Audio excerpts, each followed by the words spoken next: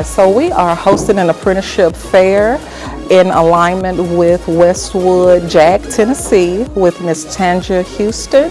And this apprenticeship fair is to bring or introduce our apprenticeship programs to youth and young adults, especially those rising juniors and seniors who will be graduating. We have drones, remote pilots, as well as the American Job Center, who brings funding to those participants. One of my big things is that it's better to have to teach them now than to rehabilitate them later. And so now getting the young people engulfed in what their craft is and what their purpose is and helping them to find their design, if you do that earlier, it's going to keep them away from a lot of problems in the future. The one that most interests me was the lady that was like with welding and stuff like that.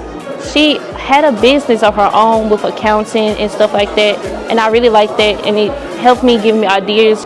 You can enroll in a program around your passion and purpose and then be able to elevate. And so we wanted to take them from a training credential to potentially an associate's degree onto a 4-year university if that's what they choose to do.